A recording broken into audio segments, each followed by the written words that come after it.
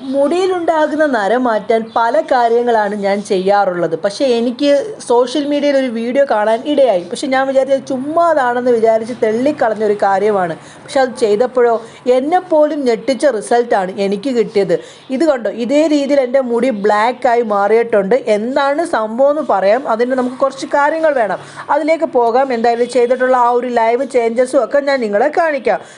ഞാൻ ഒരു പാത്രം എടുത്തിട്ടുണ്ട്. അതിലേക്ക് 2 ടേബിൾ സ്പൂൺ മഞ്ഞൾപ്പൊടി എടുത്തിട്ട് നല്ല പോലെ അങ്ങോട്ട് ചൂടാക്കുകയാണ്. ഇതിൻ്റെ കളർ ചേഞ്ച് ആയിട്ട് കോഫി കളർ പോലുള്ള കളറായി മാറും. അങ്ങനെ ചൂടായിട്ട് കളർ ഈ കാണുന്ന കളറിലേക്കായി.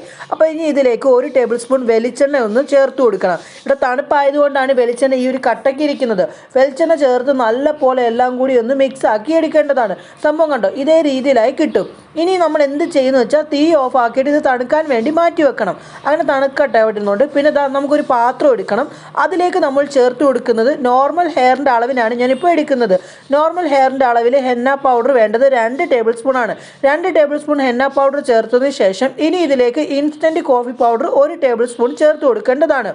ഇപ്പം ഞാൻ എടുത്തിരിക്കുന്നത് നോർമൽ ഹെയറിൻ്റെ അളവിനാണ്. പിന്നെ അതിനുശേഷം മഞ്ചിഷ്ട പൗഡർ ഉണ്ടല്ലോ, അത് നമുക്ക് കിട്ടും. മഞ്ചിഷ്ട പൗഡർ 1 ടേബിൾ സ്പൂൺ ചേർത്ത് കൊടുക്കണം.